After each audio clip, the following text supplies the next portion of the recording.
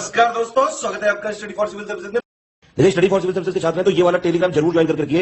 YouTube channel में हमारे साथ है तो भी ये वाला टेलीग्राम ज्वाइन करना बहुत ज्यादा जरूरी है। सारे नोटिफिकेशन, सारे अपडेट, सारे मोस्ट इंपोर्टेंट पिक्स, सारा रिवीजन सब कुछ यहाँ पे बताया जाता है। देखिए, इस फ्री जो इनिशिएटिव की पीडीएफ आपको सिर्फ पेड ग्रुप में मिल सकती है। हमारा पेड ग्रुप भी चल रहा है इस फ्री इनिशिएटिव के साथ साथ। वीडियो हमारे फ्री थे, फ्री है, फ्री रहेंगे हमेशा। लेकिन इसके साथ साथ हमारा पेड ग्रुप भी चल रहा है जहां पे आपको कंप्लीट स्टडी मटेरियल मिलेगा, कंप्लीट आपको आंसर राइटिंग जो है करवाई जाएगी, कंप्लीट फीडबैक दिया जाएगा, कैसे क्वेश्चन को समझना है, किस तरह के क्वेश्चन में क्या आंसर लिखना है, पॉइंट टू पॉइंट एक एक चीज बताएंगे आपके साथ हमारे एक्सपर्ट, और कंप्लीट आपको पर्सनल गाइडेंस भी दिया जाएगा। ज्यादा जानकारी के लिए 8564880530 या 9696066089 पे कॉल या व्हाट्सएप कर सकते हैं, या फिर मुझे डायरेक्टली व्हाट्सएप कर सकते हैं 7838692618 पे।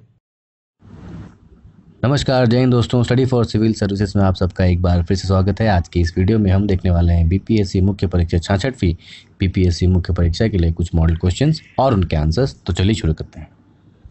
स्टडी फॉर सिविल सर्विसेज आपके लिए लेकर आया है यूपीएससी, बीपीएससी, यूपीपीसीएस, यूपीट्रिपलएससी और ईपीएफओ के लिए शानदार और जानदार कोर्सेज। इसके answer writings, prelims, mains, optional के लिए इवैल्यूएशन हम करवा रहे हैं। अधिक जानकारी के लिए आप इन नंबर्स पे हमें कांटेक्ट कर सकते हैं, हमारा टेलीग्राम चैनल ज्वाइन कर सकते हैं। तो चलिए शुरू करते हैं आज का मुख्य वीडियो।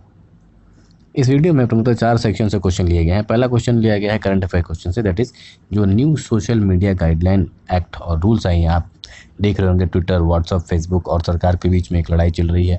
तो इसमें जो नए रूल्स और नए गाइडलाइंस हैं वो क्या है, और इन गाइडलाइंस के तहत क्या क्या नियम में बदलाव हुए हैं, और अगर इनका पालन नहीं किया गया तो क्या चीज़ें हो सकती हैं, और इस पर हम डिटेल डिस्कशन देखेंगे। जो पुट्टू स्वामी जजमेंट हुआ, या जो ड्राफ्ट डेटा प्रोटेक्शन बिल है, BN श्री कृष्णा बिल, उसके रिकमेंडेशन पे जो नए गाइडलाइंस आए हैं, उन गाइडलाइंस में क्या चीज़ें हैं और उनका पालन न करने पर क्या समस्याएं हो सकती हैं। उसमें फिर IT एक्ट है, RT एक्ट का सेक्शन 79 है। किस तरह से जो पहले सोशल मीडिया वेबसाइट्स को प्रोटेक्शन दी जाती थी और आज की उसकी परिस्थितियाँ, जो नए गाइडलाइंस आने के बाद परिस्थितियाँ क्या हैं, उसको हम देखेंगे। मॉडर्न इंडिया से हमने सोच लिया है कि ट्राइबल मूवमेंट्स, तो भारत में जो ट्राइबल, जो खास करके जो जनजातीय विद्रोह हुए, उनमें क्या एक प्रमुख कारण कौन से थे। यानी कि भारतीय में आज तक के जितने भी जनजातीय विद्रोह हुए हैं, खास करके जो ब्रिटिश उपनिवेशवाद के खिलाफ, तो उनके प्रमुख कारणों का एक एनालिसिस करेंगे और उसका एक डिटेल एनालिसिस करके हम बताएंगे कि आमतौर पर अब जितने भी जनजातीय आंदोलन देखें तो उनके बीच में, उनके लिए उनका कारण, जो प्रमुख कारण जो होते हैं वो किस तरह के 1, 2, 3 उसको हम कैटेगराइज करके और फिर उसको एक कम्प्लीमेंट के साथ रखने वाले हैं। गवर्नेंस से क्वेश्चन में अभी आपने देखा होगा कि CBI के जो नए डायरेक्टर अपॉइंट हुए हैं, और उससे पहले काफ़ी कंट्रोवर्सी में था 2 नामों को, जो अपना चीफ जस्टिस ऑफ इंडिया है NV रमन्ना साहब, उन्होंने 2 नाम को रिजेक्ट किया और फिर तीसरे नाम पर मुहर लगाई। तो देखेंगे कि CBI क्या है, उसकी नियुक्ति की प्रक्रिया क्या होती है, निदेशक को किस तरह से नियुक्त किया जाता है, और हाल के समय में CBI के क्या क्या चैलेंजेस हैं। अर्थव्यवस्था से हमने क्वेश्चन बहुत ही इंटरेस्टिंग लिया है, करेंसी स्वैपिंग। हाल ही में श्रीलंका और बांग्लादेश ने $200 मिलियन की करेंसी स्वैपिंग की है। तो ये करेंसी स्वैपिंग क्या होता है, और इससे बांग्लादेश और श्रीलंका के रिश्तों में नए क्या जो है वो उभार आने वाले, और खासकर के साउथ एशियन जो रीजन है, सार्क रीजन में इंडिया को छोड़कर श्रीलंका ने पहली बार किसी अन्य देश से वित्तीय सहायता ली है। And that is why how it is going to change the scenario in the global South Asian association of the regional countries, that is the Indian Ocean region. So the first question is, recently new social media guidelines have been floated by the government, and what is it? What changes does it going to make? So हाल ही में सरकार द्वारा नए social media विनिर्देश को जारी किए गए हैं, दिशा निर्देश को जारी किए गए हैं, और इससे पहले तुम्हें बताना है कि ये क्या है, कौन से दिशा निर्देश हैं, और उससे अंततः क्या परिवर्तन आने की उम्मीद है। So the new guidelines is, तो हमने एक intermediary guidelines and digital media ethics, यानी कि इंटरमीडिएट गाइडलाइंस और डिजिटल मीडिया एथिक्स कोड नामक एक गाइडलाइन जारी किया है, और उसके तहत जो है वो ये बुधवार से जो है, बुधवार यानी कि 19 मई से लागू होने की परिस्थिति में है। और यह जो है मुख्यतः आप देखेंगे कि शिकायत और निवारण अनुपंत्र, that is all social media platform set up a grievance and redressal compliance mechanism. हर सोशल मीडिया वेबसाइट को, हर सोशल मीडिया प्लेटफॉर्म को एक ग्रीवेंस और रिड्रेसल कंप्लायंस मैकेनिज्म रखने की अनुमति होगी, की बाध्यता होगी, यानी कि कंप्लेन करने की, शिकायत निवारण और अनुपालन तंत्र स्थापित करने की अनिवार्यता होगी। और इसके तहत इन्हें 3 प्रमुख ऑफिसर्स को नियुक्त करना होगा, जिसका नाम है स्थानीय शिकायत यानी कि resident grievance officer, chief compliance officer COO, और एक नोडल संपर्क पर्सन, नोडल व्यक्ति जो इन सब के साथ कोऑर्डिनेट करेगा और भारत सरकार और जो उस सोशल मीडिया वेबसाइट्स या प्लेटफॉर्म के जो यूज़र्स हैं, उपभोक्ता और सरकार के बीच का एक कोऑर्डिनेशन पॉइंट बनेगा। उसके साथ साथ एक रिपोर्ट भी, मंथली रिपोर्ट उसे देनी होगी, मासिक रिपोर्ट, जिस रिपोर्ट के तहत उन प्लेटफॉर्म्स पे उन कंप्लेंट्स के द्वारा, यानी कि सोशल मीडिया वेबसाइट्स या प्लेटफॉर्म पर आज तक के जितने भी कंप्लेंट्स आए हैं, उन शिकायतों पर क्या कार्रवाई हुई है और कितने पेंडिंग है, उन सब की रिपोर्ट जो है वो उनको देनी होगी। तो ये जो 4 नए गाइडलाइंस आए हैं और इसी को लेकर जो है विवाद बना हुआ है।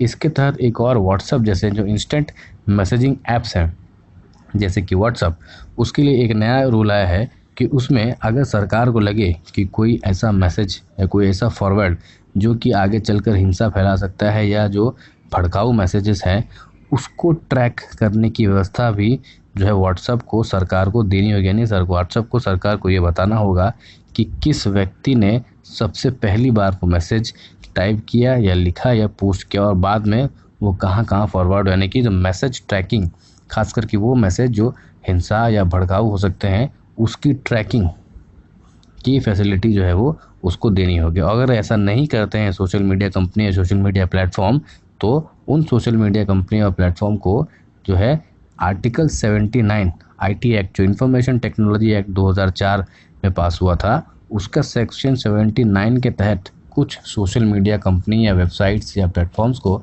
कुछ सुरक्षा मिलती है। भारत की सरकार उसको कुछ सुरक्षा प्रोवाइड कराती है और उन सुरक्षाओं को जो है आगे चलकर देने में उनसे वो सुरक्षा कवर हटा लिए जाएंगे अगर वो इन गाइडलाइंस, इन दिशा निर्देशों का पालन ठीक से नहीं करते हैं तब। What is the section of 79 and IT act? तो जो हम बात कर रहे थे कि जो 79 section of the IT act है वो अंततः क्या चीज़ है, तो इसका ये अर्थ है कि एक जो प्लेटफॉर्म है, सपोज़ करिए कि एक इंटरमीडिएटरी किसे कहते हैं, तो एक A नाम का व्यक्ति किसी B नाम के व्यक्ति को कोई मैसेज भेज रहा है और वो मैसेज या अपनी बात पहुंचाने के लिए जो प्लेटफॉर्म को यूज़ कर रहा है, तो वो प्लेटफॉर्म जो होगा वो इंटरमीडिएरी कहा जाएगा। और उस इंटरमीडिएरी में सपोज़ करिए कि हो सकता है कि वो माइक्रो मैसेजिंग साइट्स हो, व्हाट्सएप या फिर ट्विटर, ब्लॉगिंग साइट्स हो या social media platform like Facebook, Instagram, तो इन सारी चीज़ों को हम कहते हैं इंटरमीडिएरी। और आर्टिकल जो सेक्शन 79 तो IT एक्ट ये कहता है कि यदि A नाम के व्यक्ति ने B नाम के व्यक्ति को कोई गलत मैसेज किया या फिर भड़काऊ मैसेज किया या कुछ इलीगल मैसेज किया, तो उसके लिए वो प्लेटफॉर्म जिम्मेदार नहीं होगा, उस प्लेटफॉर्म को सुरक्षा दी जाएगी।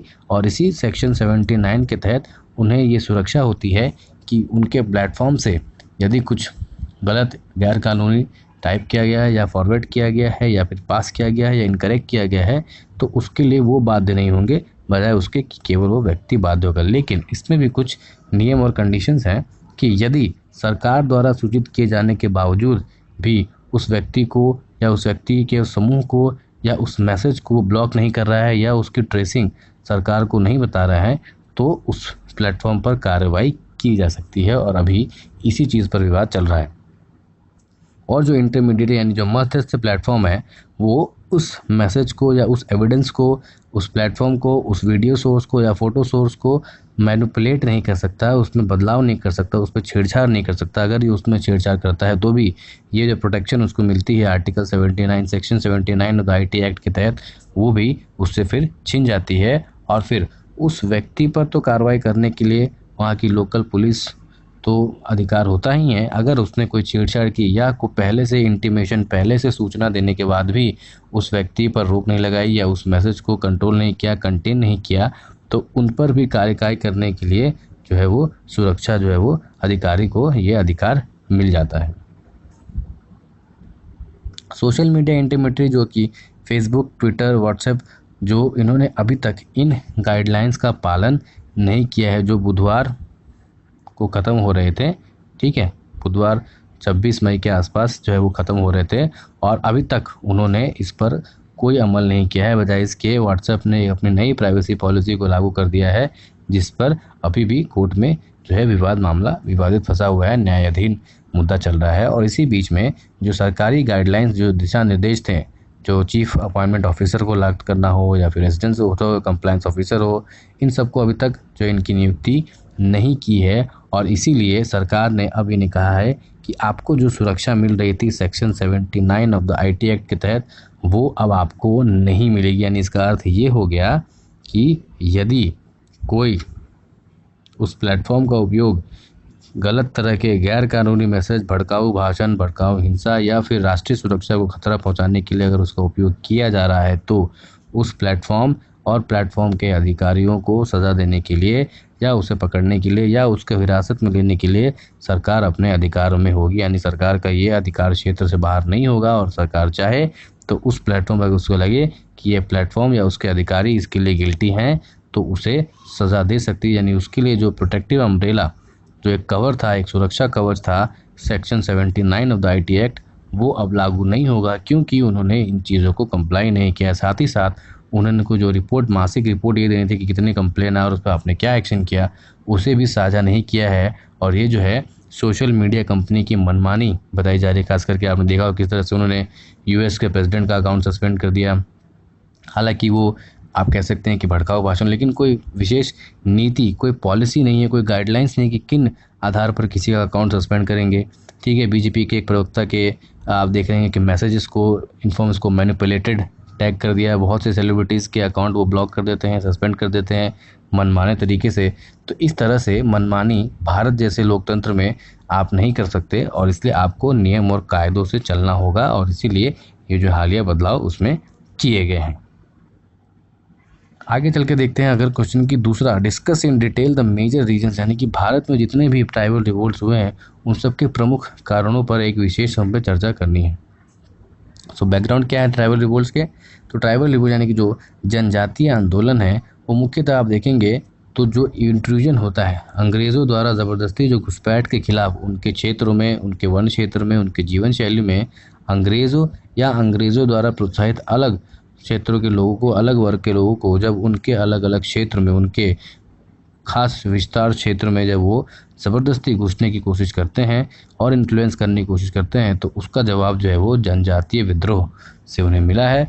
और इसलिए भारत में जो अंग्रेज़ खास करके उनके जो जीवन के तौर तरीके, लाइफस्टाइल, लिविंग स्टैंडर्ड को चेंज करने की जब उन्होंने कोशिश की तब उन्हें जनजातीय विद्रोह का सामना करना पड़ा, चाहे वो संताल हो, मुंडा हो, कोल हो, भील हो, कंद हो, इस तरह के जितने भी आप देखेंगे जनजातीय विद्रोह वो सब। सो ये जो है क्या कर रहा था मोस्टली, अगर आप देखें जो अंग्रेज़ थे वो उनकी जो ज़मीन हड़प की नीति खास करके वो ये थी कि वहाँ के स्थानीय ज़मींदारों को या बाहर से लाए गए ज़मींदारों को उन ज़मीन का पट्टा देते थे, बदले में एक खास राजस्व कर की उससे नियुक्ति और एग्रीमेंट साइन हो जाती थी। उस राजस्व कर को लेने के लिए वहाँ के जो ज़मींदार है वो बल प्रयोग करके ज़बरदस्ती या और भी किसी अन्य तरीक़ों से वहाँ पर रह रहे जो आदिवासी थे उससे अत्यधिक कर वसूलते थे। उन कर को देने के लिए जो वो आदिवासी थे वो वहाँ के साहूकारों का मदद लेते थे और इसी तरह से उन पर कर और कर्ज दोनों बढ़ रहे थे। और अंततः होता ये था कि कर और कर्ज बढ़ने के कारण उनकी ज़मीन जो है वो हड़प ली जाती थी और वो लोग, वो जनजातीय लोग जो पुश्तों से, पुरखों से वहाँ रह रहे हैं, उनकी ज़मीन पर रह रहे हैं, उन्हीं उसी ज़मीन पर किराएदार बनाकर रख दिया जाता है और इसीलिए उसका वो विरोध करते हैं। और आप देखेंगे कि इन जनजातीय विद्रोह में भी बहुत से ज़मींदारों के प्रति भी और साहूकारों के प्रति भी विद्रोह हुए हैं क्योंकि इन्हें बाहर ही समझाता था। ये भी अंग्रेज़ी शासन के दौरान कहीं ना कहीं उनके शोषण का एक ज़रिया बन रहे थे। और यह विद्रोह भी उनके लिए भी, उनके खिलाफ भी होता था जो लोग बाहरी होते थे, जिनको ये लोग डीको कहते थे। तो बाहर से लाए गए मजदूर या सेठ या अलग अलग लोग जो उनके रहन सहन, तौर तरीके, कला, संस्कृति में किसी भी तरह से हस्तक्षेप करते हुए दिखाई देते थे तो उनके खिलाफ भी इस तरह के जनजातीय आंदोलन हमें देखने को मिले हैं। तो ये सारे जो है वो एक प्रमुख कारण होते थे जनजातियों के उग्र होने का और फिर उनकी लड़ाई करने का, जो खासकर अंग्रेज़ों के उकसाव, यानी कि सारे के सारे जो ब्रिटिश प्लानिंग के तहत ही आते थे और ब्रिटिश इंटरेस्ट को सुप्रीम रखते हुए वो लोग भारतीयों का शोषण भारतीय द्वारा ही करवाते थे और जिसका उत्तर होता था जनजातीय विद्रोह। तो प्रमुख कारण क्या है? तो प्रमुख कारण वो है कि स्थानांतरण, जो मुख्य कारण ये होते थे कि जो चिरकाल से आप देखेंगे जो वहाँ के जो आदिवासी हैं वो शिफ्टिंग एग्रीकल्चर, स्थानांतरण खेती हो गई हंटिंग, फिशिंग, मछली पकड़ना, खेती करना, इस तरह की चीज़ें। स्लैश एंड बर्न जो कल्चर, झूम कल्चर कहते हैं, जलाओ, कि उस खेत में खेती करते हैं, फिर फसल उग जाती है तो उसको जला देते हैं, फिर दूसरी जगह चले जाते हैं और फिर उसको छोड़ देते हैं। तो इस तरह से स्लैश एंड बर्न एग्रीकल्चर जो यूज़ करते थे, इसमें होता ये है कि ज़्यादा ज़मीन की ज़रूरत होती है, और क्योंकि उस वक्त जो आदिवासियों का क्षेत्र था, बड़े बड़े क्षेत्र, बड़े बड़े जंगल क्षेत्र होते थे और उनकी जनसंख्या कम होती थी, तो यहाँ कोई समस्या नहीं होती थी। लेकिन जब बाहर से लोगों को लाकर यहाँ बसाने चला, खास करके जो आप देखेंगे राजमहल वाले बेल्ट में, जब वो नई रेलवे लाइन अंग्रेज़ डालना चाहते हैं लखनऊ से कलकत्ता के बीच में, तो जंगलों को खाली करना शुरू करते हैं और बाहर से लेबर, इंजीनियर, अलग अलग मज़दूरों को लाकर बसाते हैं, जिसकी वजह से जो उनके स्लैश एंड बर्न कल्चर को वो रोक लगा देते हैं। और जो है सेटल एग्रीकल्चर, जो पहले एक स्थानांतरण कृषि होती थी, उसको स्थायी कृषि में कन्वर्ट करना चाहते हैं। उनकी जीवन शैली में बदलाव करते हैं। जो फॉरेस्ट वन उत्पाद होते हैं, जिन पर पहले आदिवासियों का एकाधिकार होता था, उस पर भी कहीं ना कहीं रोक लगा देते हैं, जिससे उनका आर्थिक शोषण भी होता है। तो ये जो कारण को हम देखेंगे कि प्रमुखतः इसमें आर्थिक होते थे, फिर आगे चलकर पॉलिटिकल एंड सोशल, यानी कि राजनीतिक और सामाजिक, और फिर कल्चरल, यानी मुख्यतः जो आप देखेंगे 80 to 85% जो है वो आर्थिक कारण थे, और उसके बाद जो थे वो कुछ सामाजिक और राजनीतिक भी थे। ठीक है। Tribals were reduce to being the landless labourers and British introduced money lenders, यानी कि जो ब्रिटिश अंग्रेज़ों ने जो वहाँ पर साहूकारों को इंट्रोड्यूस किया, उसका एकमात्र कारण यही था कि वो उसे पैसे दें, और पैसे देकर एक कर्ज के चक्र में इस तरह से फंस जाए, कुचक्र में, कि वो कर्ज कभी चुका ही नहीं पाए और उनकी ज़मीन जो है वो ब्रिटिशर्स, अंग्रेज़ों के हाथ में ज़मींदारों द्वारा लग जाए, ताकि वो उसे फिर अपने इस्तेमाल में ले आ सके। और यही सबसे बड़ा मुख्य कारण में सबसे बड़ा कारण यही होता था कि आदिवासियों को उनकी ही ज़मीन पर मजदूर बना दिया जाता था। ट्राइबल सोसाइटी जो थी वो एक अलग तरह की, वहाँ आप देखेंगे कि जो जनजातीय समाज होता है उसमें जो ज़मीन होती है, कम्युनिटी ओनरशिप का कॉन्सेप्ट होता है। ठीक है। वहाँ पे जो है कोई ज़मीन या गांव के मालिक जो है वो एक सामाजिक मालिकाना हक होता है, और इस सामाजिक मालिकाना कम्युनिटी लैंड होल्डिंग को उन्होंने प्राइवेट प्रॉपर्टी में कन्वर्ट कर दिया। और जिस वजह से ये हुआ ये कि उस सामाजिक जो कम्युनिटी लैंड थी, कम्युनिटी ज़मीन थी, समाज की ज़मीन थी, उस ज़मीन को इन्होंने कर्ज के तहत अंदर रखकर फिर उसे पर्सनलाइज करके बेचने शुरू कर दिया और बाहर के लोगों को वहाँ बसाना शुरू कर दिया, जो कि ना केवल उनके सामाजिक और राजनीतिक क्षेत्रों में हस्तक्षेप करने लगे, बल्कि उनके सांस्कृतिक कल्चरल हस्तक्षेप में भी, कल्चरल स्फीयर में भी हस्तक्षेप करने लगे, जिसको आदिवासियों ने बिल्कुल भी एक्सेप्ट करने को माना कर दिया। और that is why they led to a furious revolt, be it in Munda revolution और इट इन कोल रेवोल्यूशन और it in Santhal revolution. Santhal में तो इसका सबसे उग्र रूप देखने को मिलता है। ठीक है। जो फॉरेस्ट प्रोड्यूस है, वन उत्पाद हैं, उस पर उन्होंने रोक लगा दी। जो उनके लोकल इंटॉक्सिकेंट ड्रिंक होते थे, शोरा होते थे, ऐसे लोकल मद्य और उत्पादें होती थी, उन पर रोक लगा दी।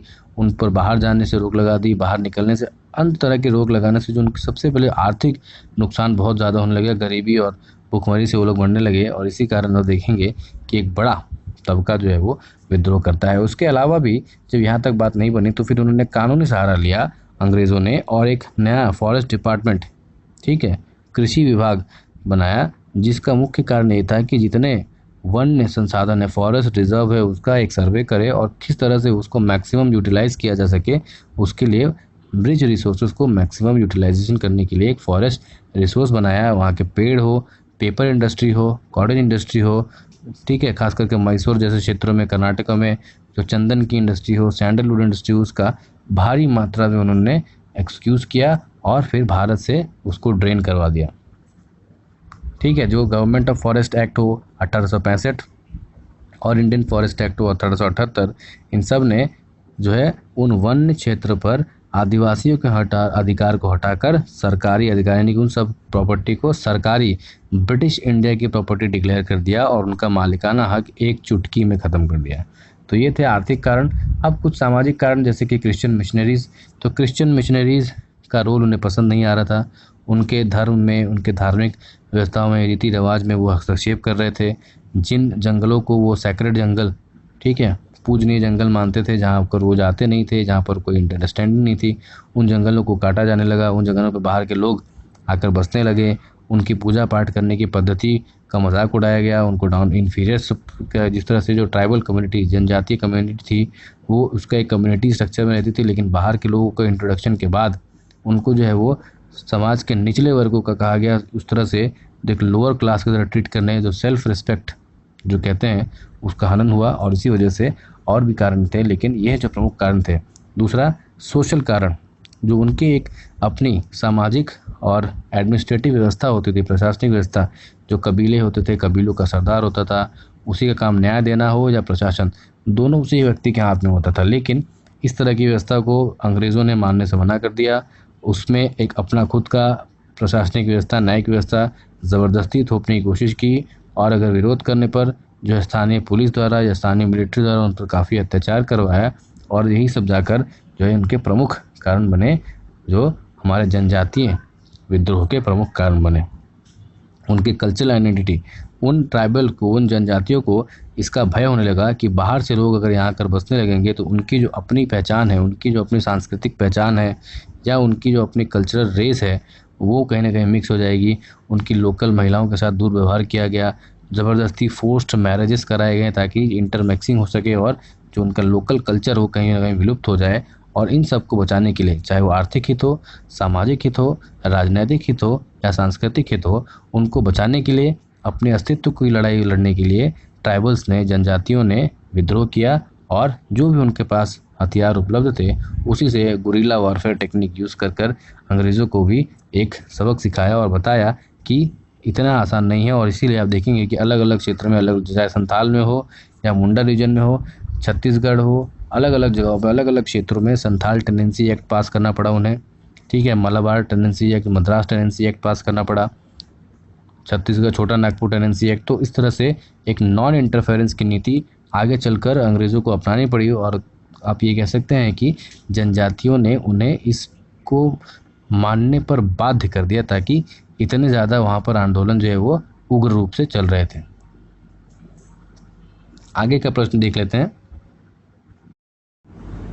हाल ही में सीबीआई निदेशक की नियुक्ति विवादों में रही। जो रिसेंटली आप देखेंगे जो नए सीबीआई निदेशक को नियुक्त किया गया है, उनकी नियुक्ति काफ़ी विवादों में रही। इससे पूर्व सरकार 2 अलग अलग ऑफिसर, राकेश अस्थाना हो या वाई.के. मोदी, को नियुक्त करना चाहते थे, लेकिन जो present chief justice of India हैं, जो कि उस सिलेक्शन मेंबर कमेटी का हिस्सा हैं, उन्होंने इनके नाम पर आपत्ति जताई और फिर एक नए डायरेक्टर को नियुक्त किया गया। तो उस नियुक्ति को ध्यान में रखते हुए आपको बताना है कि सीबीआई के जो प्रेजेंट सिचुएशन में चैलेंजेस क्या हैं। तो पहले आपको बताना है कि जो डायरेक्टर है, जो कंट्रोवर्सी है, वो क्या है, क्यों विवादों में रहा, सीबीआई की कुछ बातें बता देंगे, और उसके बाद बताएंगे कि जो आज के समय में सीबीआई के ऊपर सेंट्रल ब्यूरो ऑफ इन्वेस्टिगेशन, केंद्र अन्वेषण ब्यूरो पर क्या चैलेंजेस हैं। तो बैकग्राउंड ये है कि भाई जो सीबीआई है उसको 4th अमेंडमेंट, जो section 4A of the Delhi police special establishment act, विशेष दिल्ली पुलिस स्थापना अधिनियम 1946 के तहत जो है वो सीबीआई का डायरेक्टर जो है वो नियुक्त किया जाता है, यानी सीबीआई का निदेशक। इस नियम के तहत DPSE, Delhi police special establishment act 1946 के सेक्शन आर्टिकल 4A, धारा 4A के तहत ये कहा गया है कि सीबीआई का एक डायरेक्टर होगा और उसकी नियुक्ति की जाएगी। और हाल ही में आपने देखा होगा कि 2013-14 में जब लोकपाल और लोकायुक्त कानून आया था, उस कानून में यह संशोधन किया गया था कि सीबीआई के निदेशक को नियुक्त करने के लिए एक 3 स्तरीय कमेटी बनेगी, हाई पावर्ड सिलेक्शन कमेटी से कहते हैं, और केंद्र सरकार को यह कमेटी का गठन करना होगा, यानी केंद्र सरकार यानी कि द कैबिनेट ऑफ मिनिस्टर्स, और उसमें 3 लोग होंगे, प्रधानमंत्री जो कि चेयरमैन होंगे, अध्यक्ष के रूप में प्रधानमंत्री, लोकसभा के विपक्ष के नेता। अब जो लोकसभा का विपक्ष का जो नेता होता है, आपको पता है कि विपक्ष के नेता, लोकसभा लीडर ऑफ अपोजिशन होने के लिए कम से कम आपको एक मेन ऑपोजिशन पार्टी बनना पड़ता है, और मेन ऑपोजिशन पार्टी होने के लिए आपके पास मिनिमम 10% सीट होनी चाहिए पार्लियामेंट की, यानी कि जो 545 में से आपके पास कम से कम 54 या 55 सीटें होनी चाहिए। लेकिन कांग्रेस पार्टी की सीट उतनी भी नहीं है, इसलिए ऑफिशियल आधिकारिक रूप से तो वो अपोजिशन पार्टी भी नहीं है। लेकिन क्योंकि अब जब ऐसा नहीं होता है तो हाईएस्ट जो सीट होती है, यानी अपोजिशन में सबसे लार्जेस्ट होते हैं, उसके लीडर को LOP की जगह टेम्पररी रूप से रखा जा सकता है। ये भी GV मावलंकर रूल कहते हैं इसको। और उस GV मावलंकर रूल के तहत लीडर ऑफ अपोजिशन जो अभी हैं वो अधीर रंजन चौधरी और हमारे chief justice of India NV Ramana.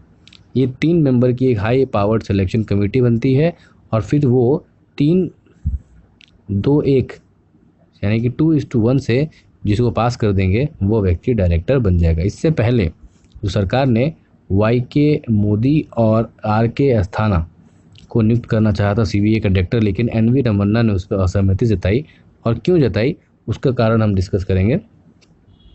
तो रिसेंटली जो एक डॉक्ट्रिन है 6 मंथ डॉक्ट्रिन, जो 2006 में Prakash Singh versus union of India जो केस हुआ था, जिसमें सुप्रीम कोर्ट ने एक जजमेंट दिया था और कहा था कि 6 मंथ जजमेंट, 6 मंथ रूल, ठीक है, जो 6 महीने के नियम के सिद्धांत की घोषणा की। तो यह क्या नियम यह है कि यदि किसी अफसर जो कि ऑलरेडी पहले से सेवा में हो और उसकी सेवा का केवल 6 महीने से कम समय बचा हो, तो उसकी किसी भी नए पद पर नियुक्ति नहीं हो सकती। He can not be appointed to a new position और to a new duty if he is not having a service area more than of 6 month. और इसीलिए RK अस्थाना हो या YC मोदी हो, दोनों की ही 6 महीने से कम की सर्विसेज बची हुई थी और इसीलिए NV रमन्ना ने इस नियम का हवाला देते हुए उनकी नियुक्ति को नहीं माना, उनके प्रपोजल को नहीं माना। और बाद में अंततः सुबोध जायसवाल जो कि पहले महाराष्ट्र के DGP director general of police भी रह चुके हैं, उन्हें नियुक्त किया गया है, जो है वो central bureau of investigation CBI का डायरेक्टर। अब देख लेते हैं CBI क्या है। तो CBI जो है वो एक नॉन स्टैट्यूटरी बॉडी है, इसका आपको ध्यान रखना है। ये एक संवैधानिक बॉडी नहीं है, संविधान में इसका कहीं जिक्र नहीं है, तो it is a non constitutional body. इसके अलावा यह कोई वैधानिक संस्था भी नहीं है, ठीक है। It is not a statutory, यानी कि कोई विशेष कानून पास करके CBI एक्ट हो, ऐसा नहीं। एक दिल्ली पुलिस एक्ट से ये अपनी शक्तियाँ लेती हैं, लेकिन इस एक्ट को के तहत CBI की स्थापना नहीं की गई है। CBI की स्थापना एक होम मिनिस्ट्री द्वारा एक मात्र रेजोल्यूशन और एक ऑर्डर से पास किया गया था। और इसी तरह से आप देखेंगे जो CBI जो है वो DOPT के अंदर आता है, department of personal and training, ठीक है। कार्मिक मंत्रालय, जो भारत सरकार का कार्मिक मंत्रालय होता है, कार्मिक एवं प्रशिक्षण मंत्रालय, उसके अंडर आते हैं CBI, जिसका 1963 में श्री संथनम कमेटी ने की रिकमेंडेशन पर एक CBI जैसी एक संस्था बनाने की रिकमेंडेशन आई थी, संथनम कमेटी, जो कि करप्शन को रोकना चाहते थे। प्रिवेंशन ऑफ करप्शन को रोकने के लिए 1962 और 64 में संथनम कमेटी ने रिकमेंड किया था कि इस तरह की एक बॉडी होना चाहिए जिसका मुख्य काम होना चाहिए प्रिवेंशन ऑफ करप्शन। आगे चल के फिर इसके काम का स्कोप और दायरा और बढ़ गया और जिसे उसने नाम दिया सेंट्रल ब्यूरो ऑफ इन्वेस्टिगेशन, जो कि होम मिनिस्ट्री की एकमात्र केवल रेजोल्यूशन, एक प्रस्ताव से पास हुआ था। तो ना ही ये संवैधानिक कॉन्स्टिट्यूशनल बॉडी है जैसे इलेक्शन कमीशन हो गया, ठीक है, और ना ही ये कोई स्टैट्यूटरी बॉडी है, ठीक है। तो ना ये स्टैट्यूटरी बॉडी है, ना ही एक कोई कॉन्स्टिट्यूशनल बॉडी, ये चीज़ को आपको ध्यान रखना है। CBI जो है इनके रिकमेंडेशन पे हुआ था और मुख्य काम था इसका भ्रष्टाचार को रोकने की, प्रिवेंशन ऑफ करप्शन। बाद में चलकर जो है इसकी शक्तियाँ और इसका दायरा बढ़ने लगता है।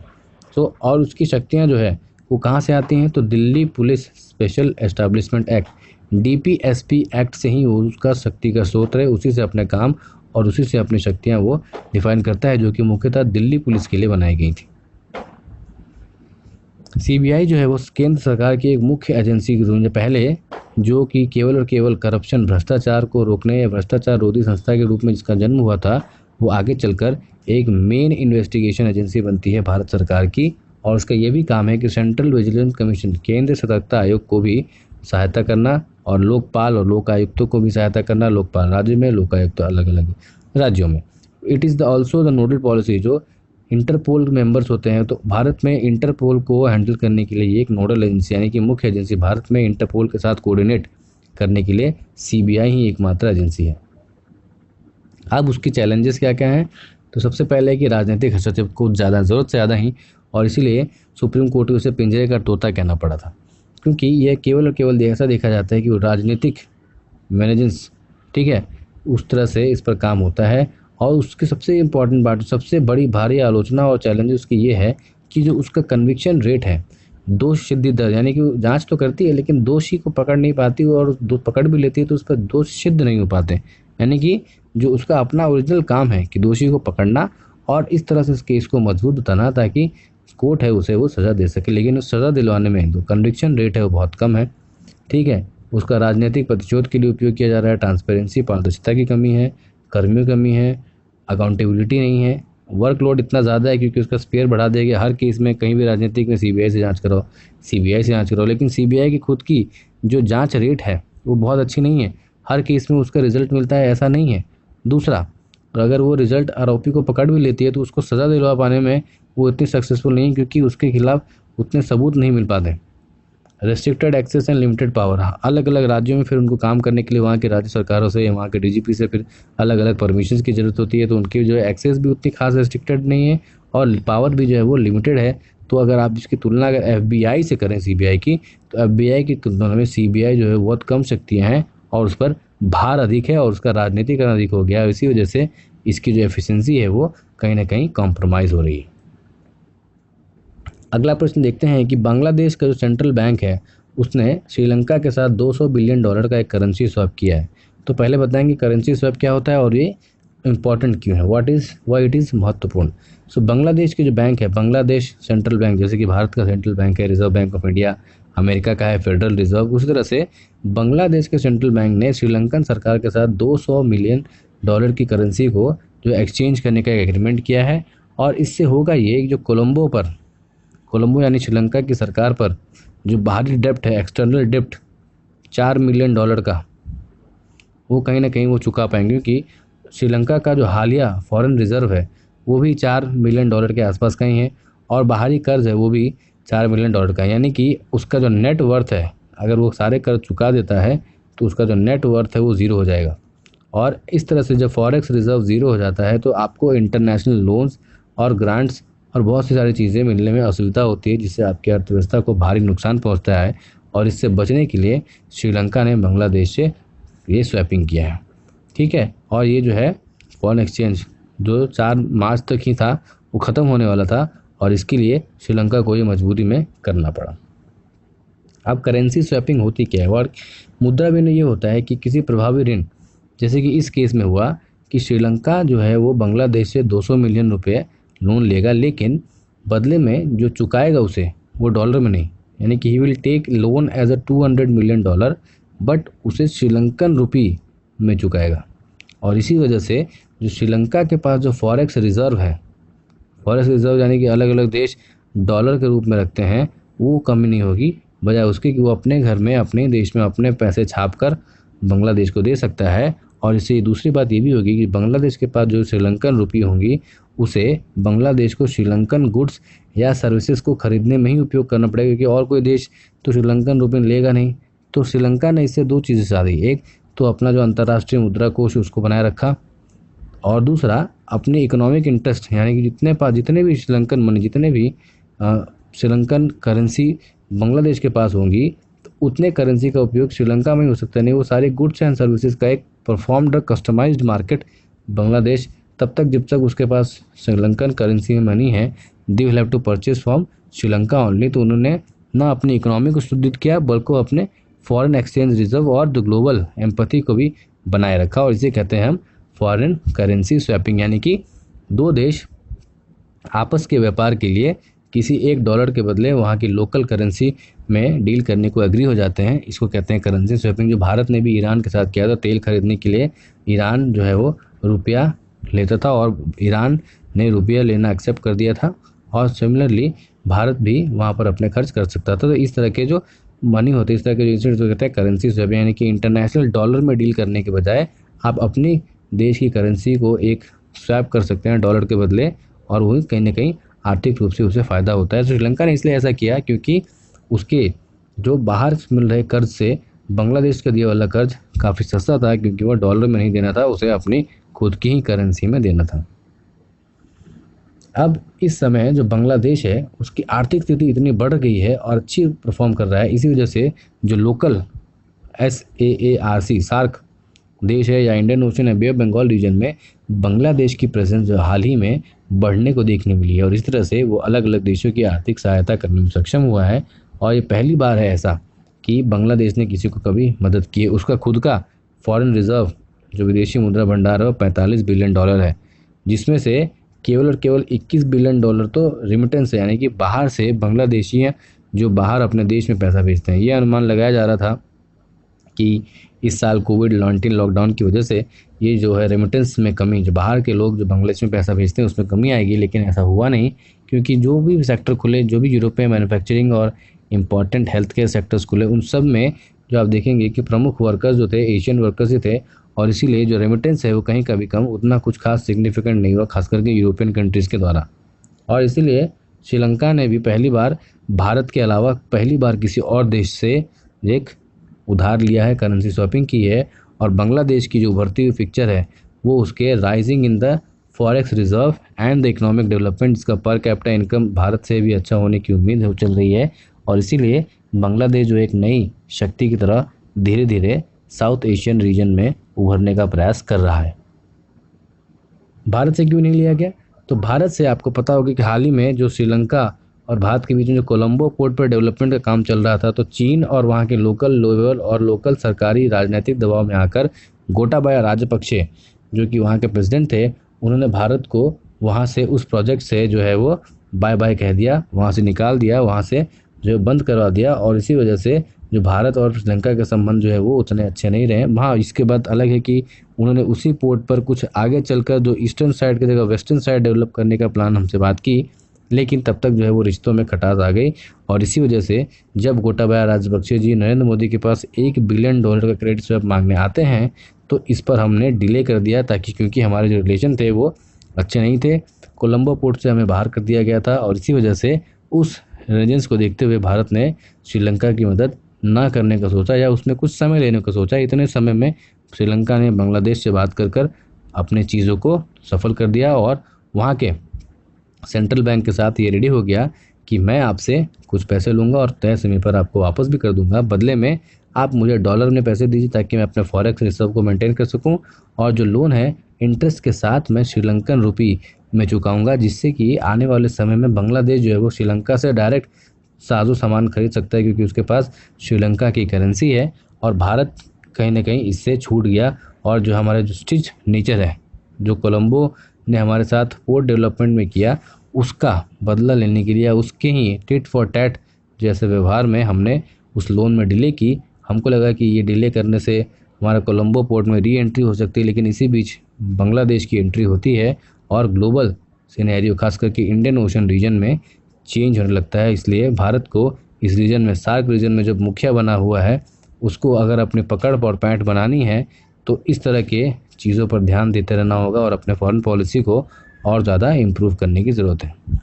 तो ये था आज का वीडियो, मिलते हैं आपसे अगले वीडियो में। Till then stay home, stay safe, जय हिंद।